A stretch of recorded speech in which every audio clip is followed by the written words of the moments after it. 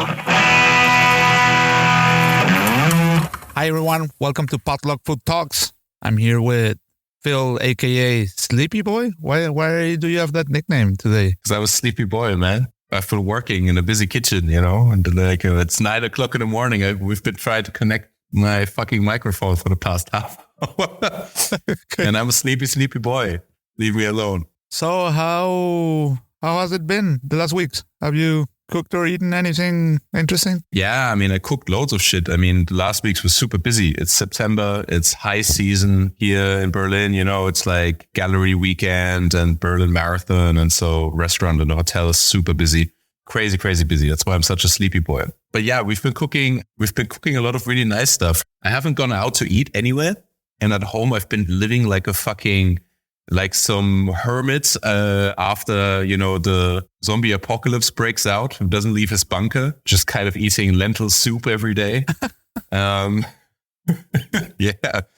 But at the restaurant, there's been loads of nice stuff going on. My sous chef Eduardo, he made this super amazing anchovy butter pasta, where he just made dissolved anchovies in butter and then added like fresh linguine to it and made like a nice mantecare sort of emulsion with that part is fine. That's okay, straightforward. It was delicious, with a little bit of colatura di alici. So a little bit of anchovy garum and loads of chopped parsley. And we were trying it and we were sort of this is very tasty. It's very full on. But then we had the idea we were like, hey, how about we add some lemon? Which is also fine. But then instead of just adding juice or skin, we cut little cubes of lemon, little segments, but with the skin and the flesh attached, so that you get little bites of the skin, which a lot of people don't do. They don't use citrus fruit with the that. I saw that in Thai cooking also, where they just kind of dice a lime with the skin, and you get little pockets of sort of chewing on lemon skin, and that made the dish on another level. It was super, super nice. That's amazing. Yeah. I did something that has something in common with what you just said, even though it's something completely different. I made this green mango salad, I found some green mangoes here at the market near my apartment. Oh, nice. And I had an anchovy garum that I bought from the Fisherman Guild here in San Sebastian, which is amazing. And I did it with the wild rose vinegar we got from Noma as a souvenir. So I did a mix of anchovy garum and rose vinegar for my green mango salad, and it was incredible, man. It was really, really nice. That sounds really good. Yeah, the wild rose vinegar, I haven't used it yet because I opened it when I came home and I smelled it, and I even I took a sip of it. And then with some herbs and some cubes of roasted pork belly, it was incredible. It was just super, super. Oh, wow. Yeah, that sounds really, really good. Are you is that one of the dishes you're going to make at the pop-up when we go to San Sebastian? Yeah, we have an important announcement. We don't have a date yet. We're working on the menu, and we're going to make a pop-up in San Sebastian sometime in the near future. So if you're interested, you can join the waitlist in the link that is going to be next to the episode. Sander put a link next to the episode with something that people can join a waitlist. And oh, wow. I didn't know it was so serious. We already have a venue, and we're going to start working on, it's probably going to be, I would say the topic would be something like Japanese profanity, something like that. No? Mm-hmm. Yeah. There's things that offend different cultures, among them the Japanese, and at the same time honor them. So both things at the same time. No, that is spoken like a true Tim Raue. Yeah, no, absolutely. I'm super excited. We don't have a date yet, as you just said, but I think it's just going to be really nice food and just fun times. So we get some nice wine in there. Yeah. And also about eating. Dude, I found so far my favorite Chinese restaurant in Europe. Wow. Is this place, there's this Chinatown in Barcelona near the Arc de Triomphe from Barcelona. A lot of people, when you say, the Chinese of the Arc de Triomphe, there are a few Chineses there and everybody's talking about a different one. The one I'm talking about, it's called Chenji. And it has everything that a Chinese restaurant needs to have. It's it has this pirate ship feeling. All the waitresses are moody and they never smile and they're rude to you. And then when you sit down, they give you this super long menu. They used to have on the back, on the last page, desserts and other things. And there were desserts and seafood and everything in the last page. And yeah, like everything mixed. And then the waitress would come and she would give you like a piece of paper and pen and tell you, write what you want to eat. Yeah, don't talk to me. So you have to do your order yourself and you better not mess with them.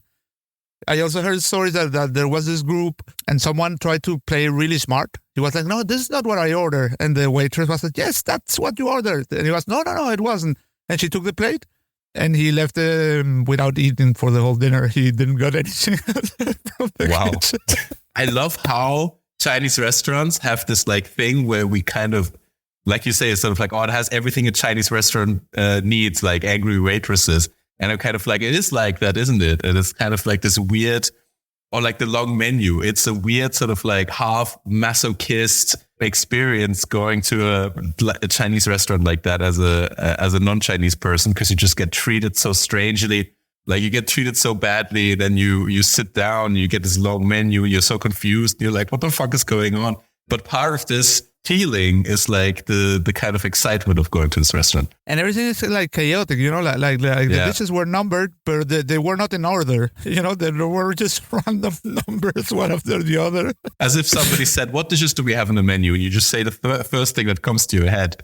Just you say a 3-digit random number and put it next to the previous one. Yeah. And I ordered like a super nice aubergines with minced meat. That was amazing. Then I had like these pieces of like fried sheets of meat that felt like kind of like a schnitzel, but without the bread. Okay. Homemade noodles. Like we had like 6 different dishes and everything was over the top, man. Everything was super, super, super good. And then at the end, we said, let's order some things to take away because we needed to eat something on the next day, and we had to catch like a plane super early. So they say, okay, now you need to wait. And then we weren't as important anymore because we didn't have a table. We were on the wait line of people taking delivery or takeaway. Yeah. So like our social class went like below previous going to outside. And then outside there was like this, it felt like a concert. It was half Chinese people, half of the crowd, and the other half were like super young people because it's so cheap. So you would see like there were like at least 20 people queuing outside to get in. And you know, like they were all like the head waitress was super stressed, you know, like giving everybody paper and pen to write their own orders and giving them menus so they could like pre-order everything and don't mess with her. And she was running back and forth. It was like an absolute mess. And the food was amazing. It was incredible. All I want in life. It sounds really fun. That sounds really fun. I haven't been to a restaurant like that in a while. Like I think Chinese restaurants, like good Chinese restaurants, they're by far one of the things that I most feel like when I'm off. You know, it's just such a fun way of eating. You know, it's just really fun food. Yeah, another really standout thing that we cooked these past few weeks, which really stood out, was I just wanted to tell you because I feel like you'd like it. So we had this byproduct in the kitchen. Just like we were roasting these cherry tomatoes with like, we were marinating these like really nice cherry tomatoes. Cherry tomatoes always sounds kind of shit, but these ones, they're like super nice, like super sweet and blah. And we were marinating them with like herbs and garlic and loads of olive oil. And then we were like roasting them in the oven just quickly so the skin blisters up, right? But then we had all this like juice that was dropping down from the tomatoes and we didn't want to waste it. So one of my chefs, he was like, why don't we poach some fish in it? You know, just like... Oh, that sounds good. Just like half olive oil, half insane, salty, acidic tomato juice and herbs and garlic and stuff. And he took some sea bass and like slow poached it in this liquid and then served it with the liquid like on a plate. And I was like, man, this is like super flaky, fatty sea bass fillets, no skin, right? No color or anything. And just like mega umami. You know how in like old French, like fine dining, sometimes they mix like say like meat and fish. Like for example, this like John Dory cooked in veal jus or something like that. Or like a red mullet with a duck consommé, you know, that kind of stuff. And it felt like that because you had this like, you know, the fish was flavoring the tomato juice and wow, man, it was insane. Okay. Sounds great. That's super nice. So we wanted to talk about Anthony Bourdain's article, right? Yeah. Have you read the article recently? Not super recently, but of course, I think everybody's read it, you know? Yeah, like the article, first article that made Anthony Bourdain known. Don't eat before reading this, that was published on the New Yorker in 1999. And I just recently read it, and I thought it would be fun to do like not a review, but kind of like checking what of the things he says in the article are still valid today, because he talks about a lot of industry trade secrets about how it's supposed to be in restaurants and how people is and how like the logistics of restaurants work and how well-informed diners go out, and the opposite, like what tourists do, that uninformed tourists do when they go out having dinner. So, like, I don't know, what are your general impressions of the article if you think about it, like, nowadays? I mean, it's of course, like, it's iconic. I mean, to start with, right? It's an absolutely iconic article, and it was like groundbreaking that somebody talks about gastronomy in that way, especially through Tony's very particular view, right? Because what I always loved about him was that, you know, for example, Tony's view is not the same as, let's say, Eric Ripert's view, right? The two have a very different sort of background and a very different outlook. I feel like Tony is kind of like, he's like sort of like, yeah, when he's saying kind of, because in the article, he's kind of like, yeah, you know, cooking, no, not cooking, but gastronomy is the science of pain, you know? That's so funny. Like professional cooks are like this subculture of masochistic stoics that obey despotic leaders. I mean, that's so funny. Yeah, it's super funny. And it's like, I love that because, you know, what often gets portrayed also nowadays is the kind of glamorous, right? It's like the Michelin star and the fine dining and this and that. But the sort of like everyday, day-to-day cooking life of like people, it didn't, apart from that, it didn't used to be how it is nowadays. You know, nowadays you have, you know, just like very regular kitchens that run in a nice way, you know. But back then, you know, it was this like very cast away, almost like a secret society, you know. I mean, I remember when I started cooking, sometimes it would feel like, you know, you were not part of like society really, because you were so, you know, and like telling people that you were a chef, people were sort of like, oh, nobody understood what it meant. They were sort of like, oh, okay, you cook food. Okay, great. Yeah. Yeah. And also, I think he was the first one that changed this view that you would expect to walk into a fine dining kitchen and find only like well-educated French chefs and that's not the case at all. Like that French dishes were being cooked by Ecuadorians or Poles or, you know, like people from all over the world. Like usually migrants of a low-income migrants. That is not usually what you're expecting. I also had that feeling in the first restaurant where I worked. I remember those were all gangsters in that kitchen, you know, and then you would see them doing like this delicate French desserts, and that contrast really was, you know, impressive to me. Why do you think that is, honestly? Like, why do you think there is this weird dichotomy in kitchens? I mean, nowadays it's much more diverse, it's much more things, but like, you know, because it was like that when we started, right? It was like a pirate ship sometimes. I remember kitchens where I thought that if I look at somebody wrong, I'm going to get a fucking meat fork stuck in my thigh, you know? And then at the same time, you do this like emotional, you know, job where you have to pour a lot of yourself into it. You have to have a lot of sensibility, right? Yeah, I guess it has to do with exactly with that. Like, I mean, it's like a craftman's job or like an artsy thing. So like people that get into this profession, they're usually creatives, people that want to do things with their hands or with their minds that create something. And people that have that push to do that are usually very chaotic people, you know? Mm. Artists in general are not like mathematicians, in contrast, you know, like, and so it's people that move themselves into art scenes or these kind of cultural scenes that are usually where you find like drugs and party and lots of these things. And I think it's very connected. That's just my opinion. I guess so. And then together paired with the fact that it's a lot of physical labor, no? It's like a mixture of, you need to be a little bit crazy, a little bit chaotic, but you also need to be kind of tough, So, yeah. There is a part in the article that I think is very funny where he talks about saving food scraps for people that ask well-done steak. So it's like, what about this last piece of puree? Should we throw it away? No. Save it for someone who asks for a well-done. When someone asks a well-done, he gets all this shitty crap because they won't notice. They don't know how to eat, So, and also there is a lot in that. This snobiety of chefs, like knowing how to properly eat, even though you can be a gangster, you can be a whatever, but you know how to properly cook and properly eat, and you have a sensitivity towards that, and you really underappreciate, you really don't like people not having that, like not understanding that, and also being like, like patronizer or condescending, asking you stuff that you don't even understand, and you get to see that quite a lot, actually. Yeah, quite a lot, especially like this, the media that Tony like put out, and it's kind of funny if you think about it, because he's kind of like, oh yeah, like chefs are these like downcast, blah, blah, blah. But at the same time, the highest level of elitism and snobiety, like. Yeah, exactly. It's sort of like, chefs underappreciated, but at the same time, it's like really devaluing the customer in a way.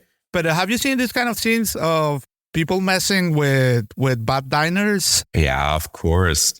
Of course. And I mean, it's like, I get it in a way, because, you're there, like 10 hours, 12 hours, whatever. And you're like really, if you're a serious chef, then you're working really hard to get to an end result. And because basically you're starting fresh every day, and your entire workday accumulates to this moment where you're putting food on the plate and you want it to be as nice as possible.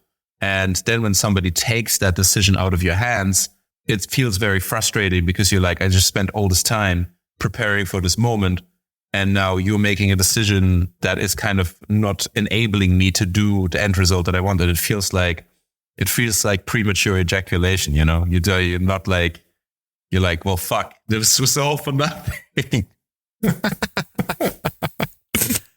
Yeah, like I remember a few places where I would see, throwing steaks into the fryer, like, here you go, now you have it well done, motherfucker.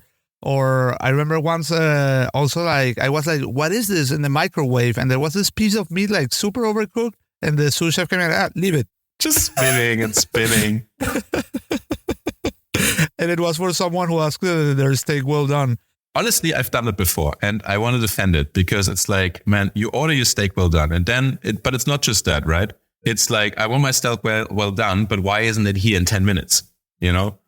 And so it's kind of like, well, you don't want to let the customer wait, but depending on how your meat is cut, it takes a fucking long time until the center of that meat is cooked, So I often, when meat has come back, I just like take it, I don't know, I slice it, I make some cuts so that whatever. And then I just like wang it in the oven and just let it cook through. It makes no difference. If you eat your meat well done, it makes zero difference. Yeah. Yeah.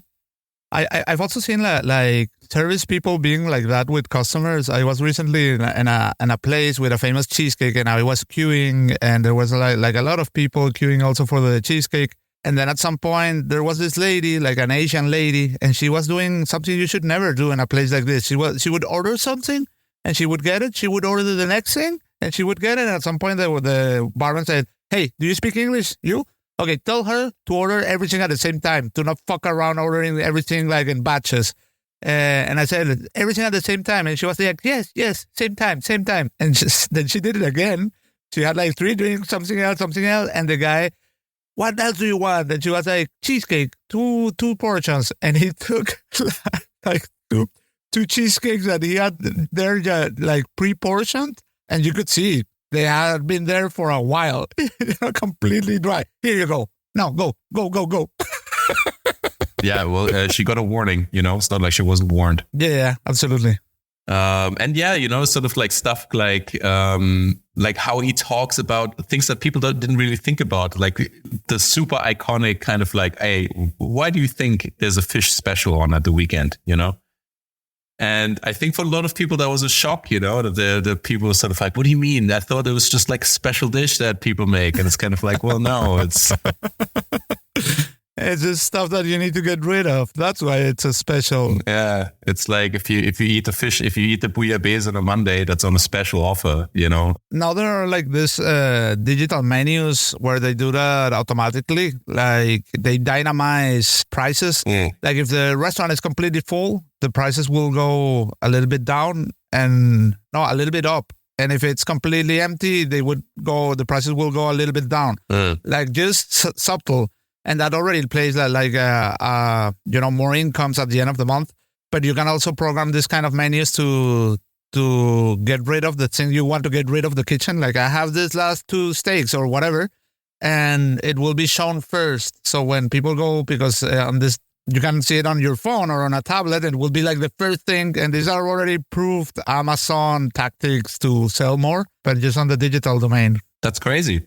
That's crazy. Do you think that's going to take a hold? Do you think that's going to be like a popular thing for people to do? I mean, that works, and it works in specific restaurants and specific cities, because I would say most people prefer either paper or a waiter saying things. But of course, there are restaurants that like I don't know, like a big grill house with 300 people that you have no option but to scan your QR and order through the app, these kind of things. For those concepts, of course. Yeah, no, absolutely. It's an interesting idea. I'm actually kind of, like when looking at the article again, a lot of things that he describes, because when did the article come out? Let me check. 1999. 99, man, that's crazy. And, this is sort of like stuff that he says, it's still kind of true now. And it kind of makes me think about, how little restaurants have changed over the year. Like he's saying like, oh yeah, generally speaking, the good stuff comes in on Tuesday. The seafood is fresh. The supply of prepared food is new, and the chef presumably is relaxed after his day off. Most chefs don't work on Monday. Yeah, that's exactly right. And it's like, it's honestly, that's exactly what it is. Yeah. Exactly. And on Tuesday, you're fresh and relaxed, and you're going to put extra care in what you're doing, not on Sunday, last minute of service. I mean, I remember I was also recently in a restaurant in Barcelona, and it was their last day before holidays. They were closing the whole restaurant with the whole staff. And, I was like asking to ask like an extra dessert, and they told me, no, fuck off.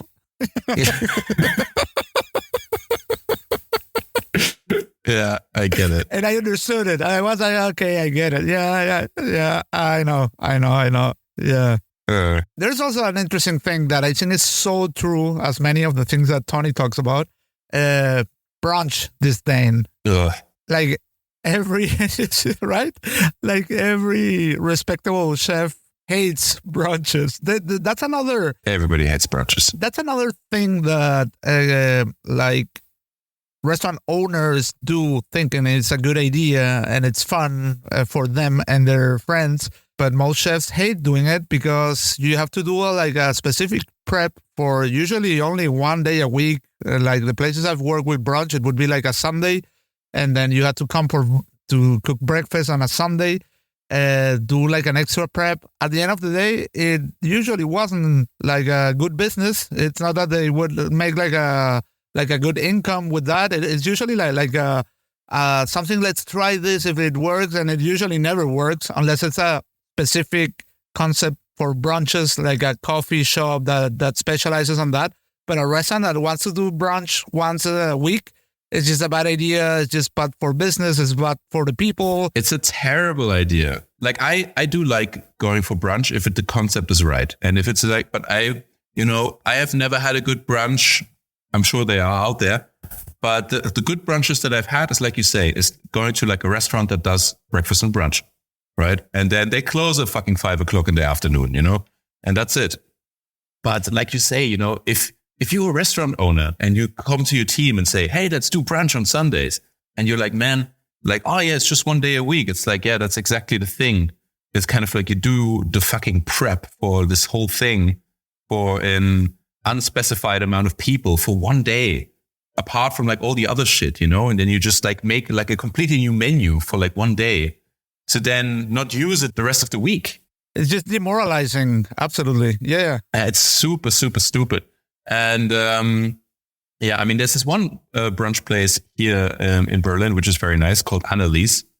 And they like, I really like them because they have like untraditional lunch dishes. I've got this really nice breakfast sandwich with these like sausage patties, super delicious. They've got really nice pancakes and stuff like that. They've got really good salads, and that's fun. Yeah, like here we have Simona Cafe here in San Sebastian. Yeah. Same. Like super nice sandwiches, like badass sandwiches, like creative sandwiches and really heavy things with, like with a poached egg on top or like sausages, bacon, avocado, you name it, like all sorts of different combinations with nice bread, super good coffee. Yeah, exactly. Those sort of places I really like. And I wouldn't mind working in a place like that. Like that, if you work in a place like that doing brunch, that's fine. But like, I really like what Tony wrote in this article, like about brunches, because I've like recently experienced it also. It's sort of like, if you ask for, what did he say? He's talking about egg white omelets. It's like, here, nothing demoralizes an aspiring Escoffier faster than requiring him to cook egg white omelets or eggs with over easy with bacon. Yeah. And it's like, man, egg white omelets, honestly, this is where you cross the line, right? This is really where you take a step too far as a customer because, customers king, blah, blah, blah, whatever bullshit. And, with all, wanting to fulfill people's wishes. They want their meat cooked like this. They want their meat cooked like that. They don't want their fish medium rare. Okay, that's all fine. But when you make unreasonable, like, have you ever tried, you who orders an egg white omelet, have you ever tried to make an egg white omelet? Like, it actually just defies what an omelet is. You can't make a nice omelet just with egg whites. It doesn't work. I just know egg white omelets from Seinfeld's episode where they make jokes about it, but I've never tried it nor cooked it, and I don't think it's a good idea, actually. It's not a good idea at all. It's a lose-lose situation. If you want to eat egg whites, eat them like scrambled or whatever, but don't make a cook try to make something out of something that isn't made for that, Like he will have to like whisk the egg whites, pour them in, sort of carefully fold them so it kind of resembles an omelet, has nothing to do with an omelet, right? So I think really, if you order egg white omelets, like just don't, like those sort of people, they should just get a slap from the chef. The chef should really, in an ideal world, be allowed to go outside and be sort of like, did you order it? Okay, I'm going to make it for you, but yeah. I also love the part where he says, as a chef, you have to be a mom and dad, a sergeant, a detective, a psychiatrist, a priest. You have to take care of your crew of chefs who are hooligans, criminals, from, like smart suppliers that want to take advantage of you, foolish owners that want to take like crazy strategies to make more money, like a live cabaret, free shrimp, New Orleans brunch. Yes. Yeah, no, I absolutely agree. That's what makes it so hard. Cooking is one thing, but, taking care of people is a completely different thing. That's, I think, definitely the most difficult and the most important thing in cooking, in needing a kitchen. There's something I think that has really changed since you wrote this article, and you can agree with it or not, you can like it or not, but it does have changed, and it's a social perception towards vegans and vegetarians. Back then, in 99, you could afford not having vegetarian or vegan options and fuck off, go somewhere else. Nowadays, you can't afford that. You have to have options for vegans and vegetarians, and that's really like a social change since then. But I think it's so funny how he diminishes them. Yeah. I mean, that's just like his attitude. I think, there's nothing wrong with being vegetarian or, I mean, vegan is pretty heavy. Like cooking for a vegan is pretty tricky. Vegetarian is no problem usually, like vegetarian is fine, but vegan is kind of hard. He says it's a Hezbollah faction, enemies of everything that's good and decent in the human spirit.